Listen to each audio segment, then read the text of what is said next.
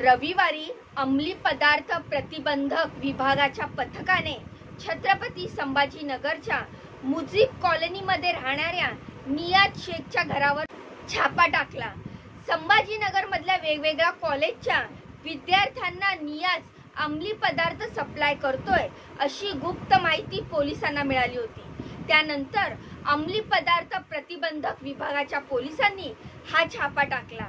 आता टीप होती अंमली पदार्थ विकणाऱ्या व्यक्तीच्या संदर्भातील, पण पोलीस जेव्हा छापा टाकण्यासाठी नियाजच्या घरी पोहोचले तेव्हा त्याच्या घरातलं दृश्य पाहून त्यांना धक्काच बसला। आरोपीच्या घरात पोलिसांना अंमली पदार्थ तर सापडलेच, पण सोबतच हाडं, 109 कवट्यांची माळ, भूताचे मास्क, चांबडी हंटर, हळद कुंकू असं जादू टोणा करण्यासाठी वापरलं जाणारं साहित्य पोलिसांना सापडलं। पैशाचा पाऊस पाडण्यासाठी म्हणून आरोपीने जनावरांची हाडं आणली होती अशी प्राथमिक माहिती तपासात समोर आली आहे। तर आरोपी नियाज शेखची गुन्हेगारी पार्श्वभूमी असल्याचंही आता समोर आलंय।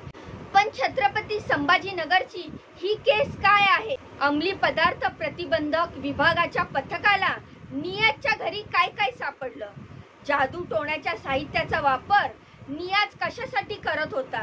ही संपूर्ण माहिती सांगणारा हा आजचा व्हिडिओ आहे। त्यामुळे व्हिडिओ पूर्ण बघा, व्हिडिओला लाईक करा, चॅनलला सबस्क्राईब करा।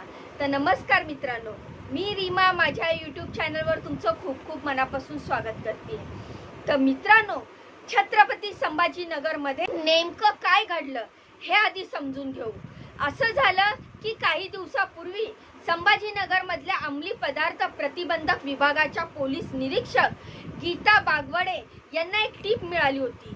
ती टीप होती की रियाज शेख नावाच्या व्यक्तीने त्याच्या घरामध्ये अंमली पदार्थाचा साठा करून ठेवलाय। संभाजीनगरच्या वेगवेगळ्या कॉलेजच्या विद्यार्थ्यांना नियाज हा अंमली पदार्थाचा विक्री करतोय। ही टीप मिळताच अंमली पदार्थ प्रतिबंधक विभागाची एक टीम कामाला लागली। मिळालेल्या माहितीची खात्री करण्यात आली, टीप पक्की होती। त्यानंतर मग आरोपीच्या घरावर छापा टाकण्याचं ठरलं। दिवस निवडला गेला 7 सप्टेंबर रविवारचा। त्यानुसार रविवारी अंमली पदार्थ प्रतिबंधक पथकाच्या टीमने मुजीब कॉलनीतल्या नियाज शेखच्या घरी छापा टाकला। सुरुवातीला जेव्हा हे पथक नियाजच्या घरात गेलं तेव्हा त्यांना काही संशयास्पद गोष्टी आढळून आल्या नाही। त्यानंतर त्यांनी या घराच्या झडतीचं काम सुरू केलं। घराची झडती केल्यानंतर बेडरूम मध्ये गादीच्या खाली प्लास्टिकच्या 2 पिशव्यांमध्ये 12 ग्रॅम अंमली पदार्थ सापडलं।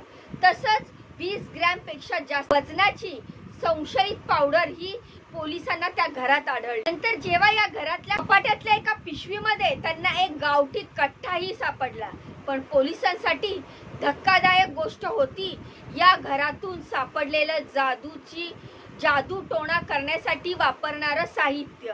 तर नियाजच्या घरात पोलिसांना जनावरांची 2 हाडं, एक कासवाचं आवरण असलेलं हाड, बारीक कवट्या आणि 109 कवट्यांची माळ, मध्यम आकाराच्या 55 कवट्या असलेली माळ आणि 33 मोठ्या कवट्यांची माळ, जादूसाठी वापरलं जाणारं भूताचं कापडी मास्क, लेदर हंटर, लाल रंगाच्या कापडात असलेली चंदेरी रंगाच्या धातूची 84 आणि सोनेरी रंगाची नाणी सापडली।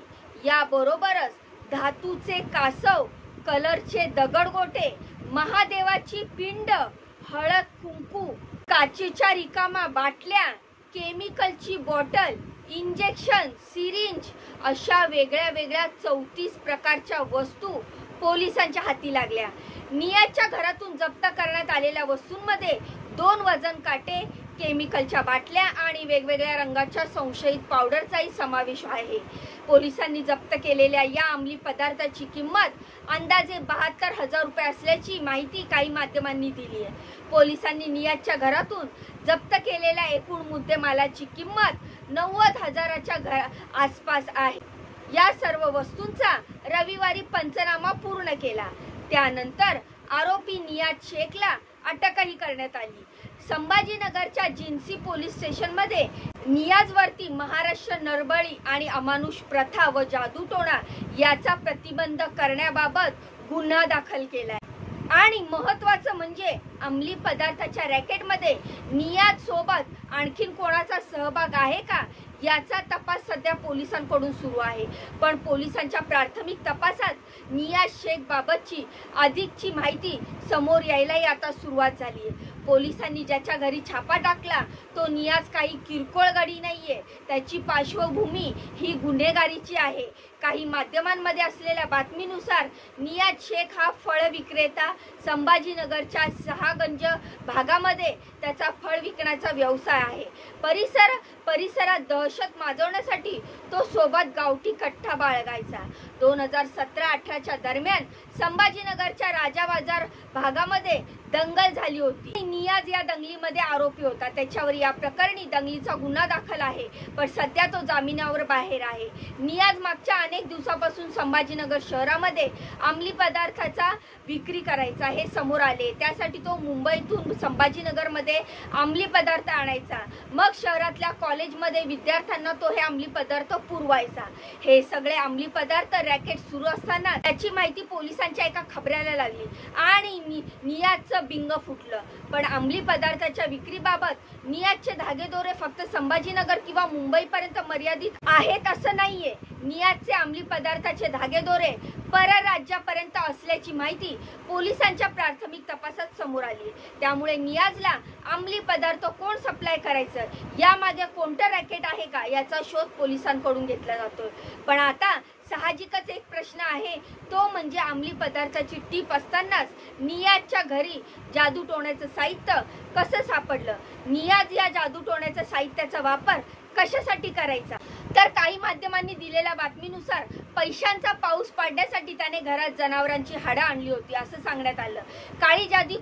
काळी जादू करून गुप्तधन शोधण्यासाठी नियाजने हे सगळे जादूटोण्याचे साहित्य घरात आणून ठेवले होते असं प्राथमिक तपासात समोर आलंय। आता जादूटोण्याच्या माध्यमातून नियाजने कोणाकोणाला फसवलंय का, जादूटोण्याच्या साहित्याचा त्याने वापर नेमका कशासाठी करायचा ठरवलंय याचा तपास सध्या पोलिसांकडून सुरू आहे। नियाजच्या घरी जनावरांची हाडं सुद्धा सापडलेत, त्यामुळे ती हाडं त्याच्याकडे कुठून आली आहे त्याचा शोधही पोलिसांकडून घेतला जातोय। त्यामुळे आता नियाजच्या चौकशीमध्ये काय समोर येणार आहे हे पाहणं महत्त्वाचं असणार आहे। तर या सगळ्या प्रकरणाबद्दल तुम्हाला काय वाटतंय? नियाजच्या या केसमध्ये पोलिसांकडून अजून कुठले धागेदोरे सापडतायत का, आणि जे धागेदोरे सापडतील त्याची माहिती सर्वात आधी आपल्या चॅनलवर तुम्हाला मिळणार आहे। त्यामुळे आता जर व्हिडिओवर आले असाल तर लगेचच व्हिडिओला लाईक करा, चॅनलला सबस्क्राईब करा आणि सबस्क्राईब केल्यानंतर बाजूचं बेल आयकॉन दाबा, जेणेकरून मी माझ्या चॅनलवर जे नवीन लेटेस्ट अपडेट टाकत असते त्याचे नोटिफिकेशन तुम्हाला मिळेल आणि एकही व्हिडिओ तुमच्याकडून स्किप होणार नाही। तर जाण्याआधी व्हिडिओला लाईक करा, चॅनलला सबस्क्राईब करा। भेटूया पुढच्या व्हिडिओमध्ये अशीच महत्त्वपूर्ण, दमदार आणि लेटेस्ट अपडेट घेऊन। तोपर्यंत स्वतःची काळजी घ्या। बाय आणि नमस्कार।